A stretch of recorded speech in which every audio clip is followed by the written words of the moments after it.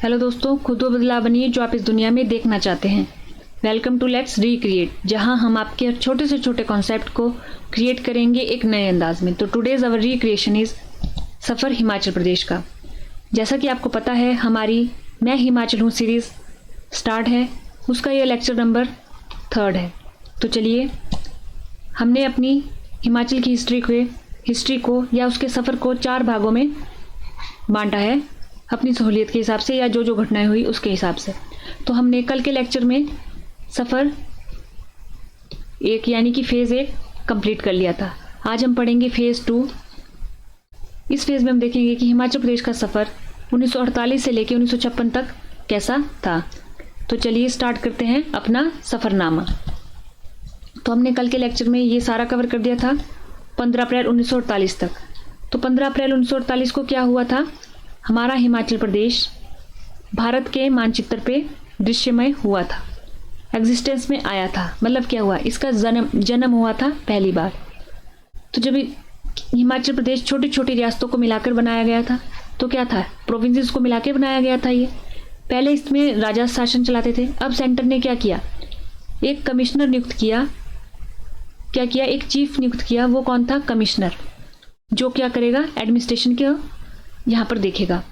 तो देखिए, एनसी मेहता जो थे 1948 में हमारे फर्स्ट चीफ कमिश्नर प्रोविंस बने।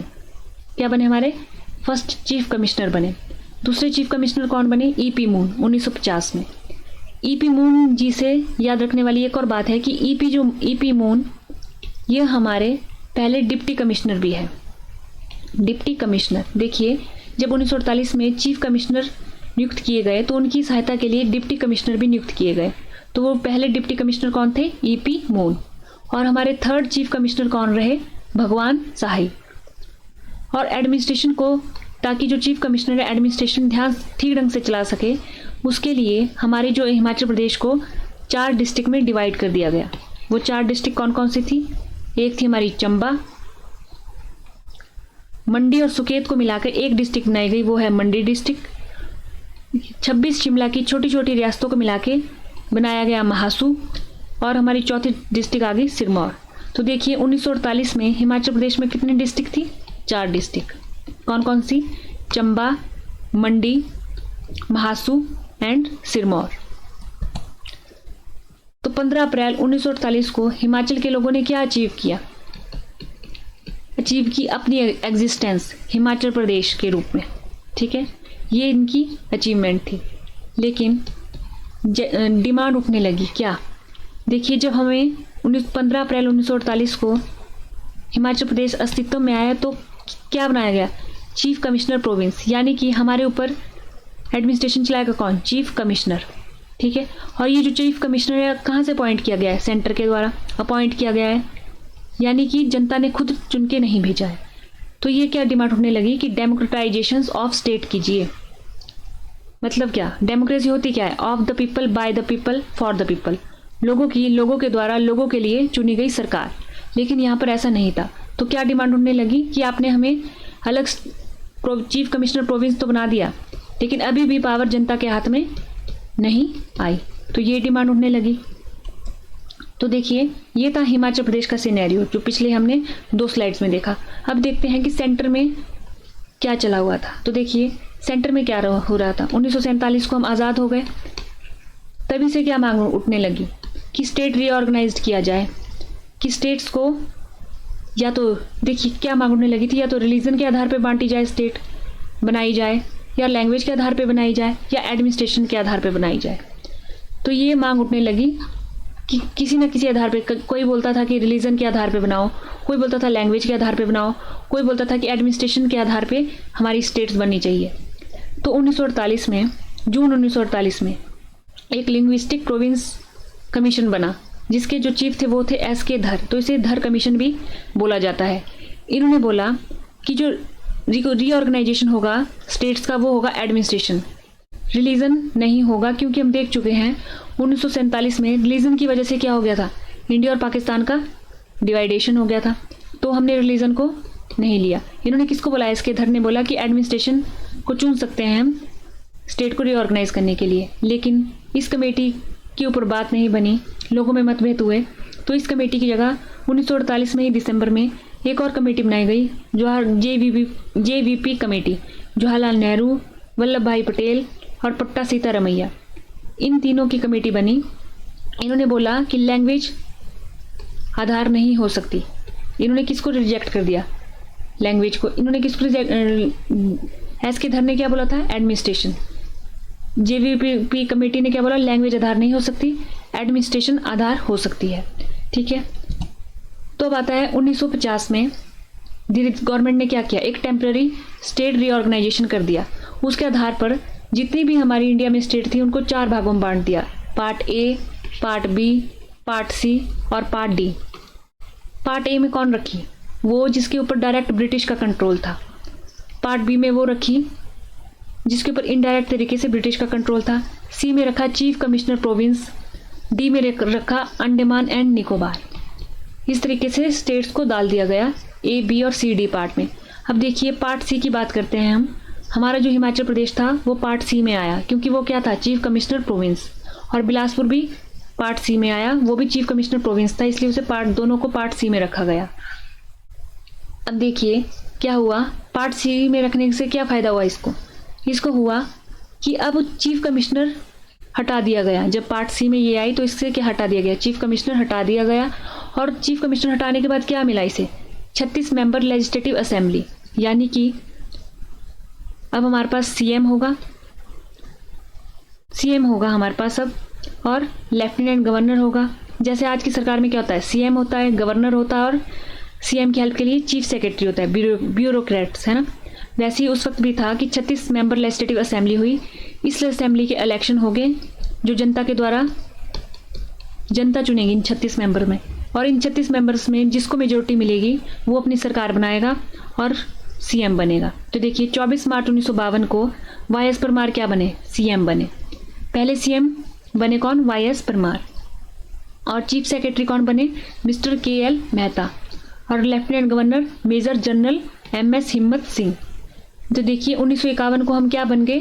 Part C state. और पार्ट सी स्टेट होने के साथ हमारे पास क्या आई? 36 member legislative assembly, CM, lieutenant governor.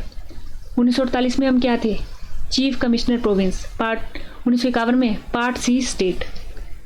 और इसके साथ हमें क्या मिला कि जैसे आजकल होता है कि सीएम अपने साथ पोर्टफोलियो डिवाइड करता है कि स्वास्थ्य मंत्रालय किसी को दिया, शिक्षा मंत्रालय किसी को दिया, वैसे ही उस समय इनके पास 2 मंत्री थे। एक थे पंडित पद्मदेव जी, एक थे पंडित गौरी प्रसाद जी। तो ये भी एक इम्पॉर्टेंट फैक्ट है। कौन कौन से 2 मंत्री थे? पंडित पद्मदेव जी और पंडित गौरी प्रसाद जी। अब आता है टेंशन क्या हो रही होगी इस वक्त हिमाचल को कि परमानेंट स्टेट ऑर्गेनाइजेशन कमीशन आएगा तो क्या होगा? ये तो टेम्परेरी बेसिस पे किया था। ये जितना भी ये था ना, ये क्या था? टेम्परेरी बेसिस पे। अभी परमानेंट कमीशन नहीं आया था। तो देखिए इसी दौरान क्या हो गया कि 1953 में आंध्र प्रदेश में क्या हो गया कि एक व्यक्ति की उन्होंने मांग कर रहे थे कि लैंग्वेज के बेसिस पे हमें हमारी स्टेट दी जाए। तो एक व्यक्ति अनशन पे बैठे और उनकी मृत्यु हो गई, और सरकार को विवश होकर आंध्र प्रदेश को लैंग्वेज के आधार पर एक राज्य बनाना पड़ा। जब आंध्र प्रदेश राज्य बन गया 1953 में, देखा देखी में और साथ के राज्यों में भी मांग उठने लगी कि जब आपने आंध्र प्रदेश बना लिया है तो हमें भी लैंग्वेज के आधार पर बनाया जाए।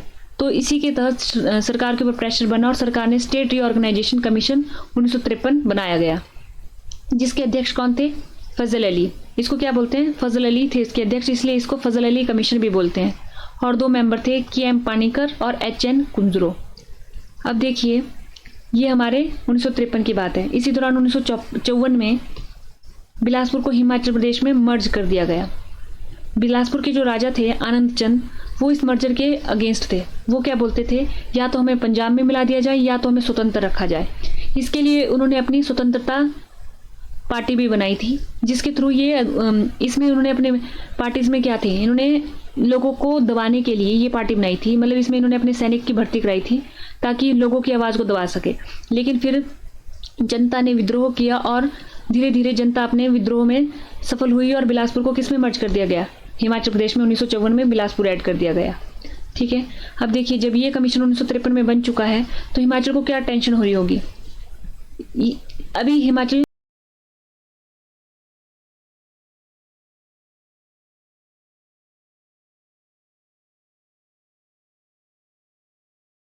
तो हिमाचल को टेंशन हो रही थी कि कहीं इसे मर्ज ना कर दिया जाए पंजाब के साथ।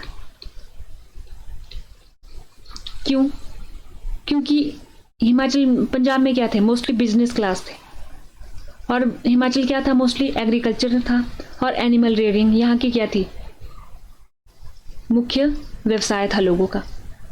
और हिमाचल का कल्चर क्या है, पंजाब से डिफरेंट है। तो हिमाचल के लोगों ने जाके फैजल अली को समझाया कि देखिए हमारा कल्चर और पंजाब का कल्चर डिफरेंट है, अगर हम दोनों को एक ही स्टेट बना दिया जाए तो कल्चर का मिसमैच हो जाएगा और कन्फ्यूज़न ज़्यादा हो जाएगी। और दूसरा आता है कि ये बिजनेस क्लास लोग हैं, तो इनका इन लोगों को दबाने का मतलब यानी कि हिमाचलियों को ये दबा सकते हैं। तो ये टेंशन को बताया इन्होंने फजल अली को। तो देखिए 1956 में इस कमीशन ने, फजल अली कमीशन ने अपनी रिपोर्ट पेश करी। उसने बोला कि जितनी भी स्टेट्स है उसको स्टेट और यूटी में डिवाइड कर दिया जाए। मतलब क्या, पार्ट ए, बी, सी और डी स्टेट्स को ख़त्म करके अब सिर्फ स्टेट्स और यूटी बनाई जाए, या तो इन सबको स्टेट्स बना दिया जाए और कुछ को यूटीज बना दिया जाए। तो अब ये जो दो मेंबर थे, के.एम. पार्निकर और एच.एन. कुंजरो, ये थे कि पंजाब के साथ हिमाचल प्रदेश का मर्जर कर दिया जाए। लेकिन फजल अली को हमारे यहाँ के लोग गए थे, जैसे वाई.एस. परमार जी गए, सीएम थे तो वो गए, उन्होंने कहा कि हमारे हिमाचल का कल्चर अलग है, हम यहाँ पर एग्रीकल्चर, हमारा मुख्य व्यवसाय एग्रीकल्चर है, एनिमल रेयरिंग है, तो हमें हमारे इसी वजह से हमें अलग स्टेट बनना चाहिए। तो फजल अली को ये बात ठीक लगी, तो उन्होंने क्या किया, अपनी वीटो का यूज़ किया, क्योंकि 2 वोट हिमाचल के अगेंस्ट थे। तो वीटो होती है कमीशन, जो हमारा चीफ होता है, इसका कमीशन का चीफ होता है, उसके पास वीटो पावर होती है। उन्होंने अपनी वीटो का यूज़ किया और हिमाचल प्रदेश को एज अ सेपरेट स्टेट रहने दिया। तो देखिए 1956 में क्या हुई, हिमाचल प्रदेश अब क्या बन गई, यूटी। उन्होंने इसे स्टेट नहीं बनाया, लेकिन इसे क्या बनाया, यूनियन टेरिटरी के रूप में इसका अस्तित्व कायम रहा। तो ये था हमारा 1948 में हिमाचल हमें ऐसा दिखता था। 1956 तक क्या क्या बदलाव हुए इसमें, 1954 में बिलासपुर ऐड हो गया, 1954 में बिलासपुर ऐड हो गया, और 1956 में हम 1948 में थे हम चीफ कमिश्नर प्रोविंस, 1951 में बन गए हम पार्ट सी स्टेट, 1956 में हम क्या बन गए, यूटी। 1948 में थी हमारे पास 4 डिस्ट्रिक्ट, 1951 में थी हमारे पास 4 डिस्ट्रिक्ट, 1954 में हमारे पास कितनी थी, 5 डिस्ट्रिक्ट, और 1956 में भी 5 डिस्ट्रिक्ट। देखिए इसका ज्योग्राफी भी बदल रहा है और इसके एडमिनिस्ट्रेशन भी बदल रहा है धीरे धीरे करके। तो आज हमने क्या पढ़ा, फेज़ 2 1948 से लेके 1956 तक। आज के लिए इतना ही, थैंक यू। देखते रहिए लेट्स रिक्रिएट।